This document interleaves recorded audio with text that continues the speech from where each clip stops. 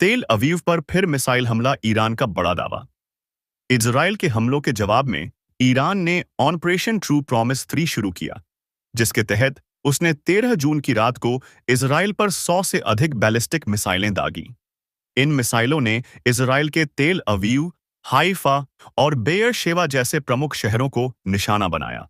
Iran का दावा है कि उसने इजराइल के आयरन डोम हवाई रक्षा प्रणाली को भेदने में सफलता हासिल की, जिसके परिणाम स्वरूप तेल अवीव में भारी तबाही हुई। ईरानी मिसाइलों ने हाइफा रिफाइनरी और तेल अवीव में अमेरिकी दूतावास की इमारत को भी नुकसान पहुंचाया, जिसके बाद दूतावास को अस्थायी रूप से बंद कर दिया गया। ईरान के सैन्य प्रवक्ता ने दावा किया कि उनके हमले इजराइल की सैन्य और आर्थिक बुनियादी ढांचे को नष्ट करने के लिए डिजाइन किए गए थे। ईरान के पास मध्य पूर्व में सबसे बड़ी मिसाइल शक्ति है, जिसमें 2500 से 3000 बैलिस्टिक मिसाइलें शामिल हैं, जो इजराइल के हवाई रक्षा तंत्र को चुनौती दे सकती हैं। ईरान ने यह भी धमकी दी है कि अगर इजराइल के हमले जारी रहे तो वह और भी भीषण जवाबी कार्रवाई करेगा। ईरानी राष्ट्रपति मसूद पेजेश्कियन ने ओमान के सुल्तान हैथम बिन तारिक से फोन पर बातचीत में चेतावनी दी कि अगर अमेरिका ने इजरायली हमलों पर लगाम नहीं लगाई तो ईरान का अगला जवाब बेहद दर्दनाक होगा। इस युद्ध में दोनों पक्षों को भारी नुकसान हुआ है। इजराइल में अब तक कम से कम 14 लोगों की मौत और 390 से अधिक लोग घायल हुए हैं। तेल अवीव, हाइफा और बैटियम जैसे शहरों में ईरानी मिसाइल हमलों के कारण इमारतें क्षतिग्रस्त हुई हैं और लोग बंकरों में शरण ले रहे हैं।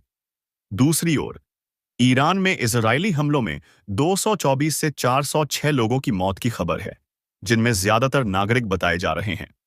इजराइल ने ईरान के तेल कुओं, परमाणु ठिकानों और सैन्य अड्डों को निशाना बनाया, जिससे तेहरान, इस्फहान और फोर्डो जैसे क्षेत्रों में भारी तबाही हुई। इजराइल ने ईरान के सैन्य और परमाणु वैज्ञानिकों को भी निशाना बनाया। मेजर जनरल अली शादमानी, जो हाल ही में ईरान की खत्म अल अनबिया सैन्य आपात कमान के प्रमुख बने थे, एक हवाई हमले में मारे गए। इससे पहले मेजर जनरल गुलाम अली राशिद की भी 13 जून को इजरायली हमले में मौत हो गई थी। ईरान ने दावा किया कि इजराइल ने उसके सरकारी टीवी चैनल के मुख्यालय पर भी हमला किया, जिसमें कई पत्रकार घायल हुए। एक लाइव प्रसारण के दौरान स्टूडियो पर मिसाइल हमले का वीडियो सामने आया, जिसमें एक महिला एंकर को भागते हुए देखा गया। इस युद्ध ने वैश्विक समुदाय को चिंता में डाल दिया है।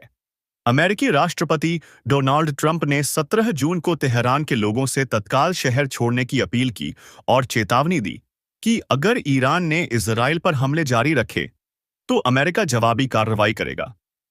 ट्रंप ने यह भी कहा कि उन्होंने ईरान को परमाणु समझौते के लिए एक आखिरी मौका दिया है, लेकिन ईरान ने इसे ठुकरा दिया। ट्रंप ने स्पष्ट किया कि इजराइल के हमलों में अमेरिका का कोई प्रत्यक्ष हाथ नहीं है, लेकिन वह इजराइल का समर्थन करता है। रूस ने इस युद्ध को रोकने के लिए अमेरिका से बातचीत की है। रूस, जो ईरान का सहयोगी है, ने मध्यस्थता की पेशकश की है, लेकिन उसने इजराइल के हमलों की निंदा भी की है। शंघाई सहयोग संगठन (एससीओ) ने 13 जून को ईरान की धरती पर इजरायली हमलों की कठोर निंदा की। दूसरी ओर, सऊदी अरब, कतर, बहरीन और यूएई जैसे देश अमेरिका के दबाव में इजराइल का समर्थन कर रहे हैं, लेकिन वे खुले तौर पर युद्ध में शामिल होने से बच रहे हैं। जॉर्डन ने अपना हवाई क्षेत्र फिर से खोल दिया है, लेकिन उसने स्पष्ट किया कि वह इसे युद्ध के लिए इस्तेमाल नहीं होने देगा।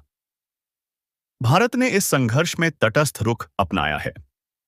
ईरान में फंसे लगभग 10,000 भारतीय छात्रों की सुरक्षा के लिए भारत सरकार ने कदम उठाए हैं, जिसमें उन्हें सुरक्षित स्थानों पर स्थानांतरित करना शामिल है। विदेश मंत्री एस जयशंकर ने दोनों देशों के विदेश मंत्रियों से बात की है और युद्ध को रोकने की अपील की है। भारत के लिए यह युद्ध इसलिए भी चिंताजनक है क्योंकि मध्य पूर्व से तेल आपूर्ति और स्ट्रेट ऑफ हॉर्मुज के व्यापार मार्ग पर इसका असर पड़ सकता है। ईरान और इजराइल के बीच चल रहे इस युद्ध का भारत पर तत्काल कोई बड़ा आर्थिक प्रभाव तो नहीं दिख रहा है, लेकिन अगर यह युद्ध लंबा खिंचता है या इसमें अन्य मध्य पूर्वी देश शामिल हो जाते हैं, तो भारत की अर्थव्यवस्था पर गंभीर असर पड़ सकता है। ईरान भारत का तीसरा सबसे बड़ा तेल आपूर्तिकर्ता रहा है, और स्ट्रेट ऑफ हॉर्मुज, जिस पर ईरान का आंशिक नियंत्रण है, भारत के तेल आयात के लिए महत्वपूर्ण है। तेल की कीमतों में हालिया उछाल ने भारत में चिंता बढ़ा दी है। इसके अलावा भारत मध्य पूर्व यूरोप आर्थिक गलियारा IMIC जैसे प्रोजेक्ट भी इस अस्थिरता से प्रभावित हो सकते हैं। इजरायली प्रधानमंत्री नेतन्याहू ने कहा है कि यह युद्ध तब तक जारी रहेगा जब तक 3 लक्ष्य पूरे नहीं हो जाते: ईरान के परमाणु ठिकानों का विनाश, उसकी बैलिस्टिक मिसाइल क्षमता का खात्मा और आतंक के स्रोत को नष्ट करना। दूसरी ओर, ईरान के सर्वोच्च नेता अयातुल्ला अली खामेनेई ने इजरायल को भयावह नियत की चेतावनी दी है। दोनों देशों की कट्टर रुख और सैन्य कार्रवाइयां इस युद्ध को और लंबा खींच सकती हैं। अंतर्राष्ट्रीय समुदाय इस युद्ध को रोकने की कोशिश में जुटा है। ओमान में प्रस्तावित ईरान अमेरिका परमाणु वार्ता 15 जून को रद्द हो गई थी और अब रूस और चीन जैसे देश मध्यस्थता की कोशिश कर रहे हैं। हालांकि विशेषज्ञों का मानना है कि यह युद्ध मध्य पूर्व तक सीमित नहीं रहेगा।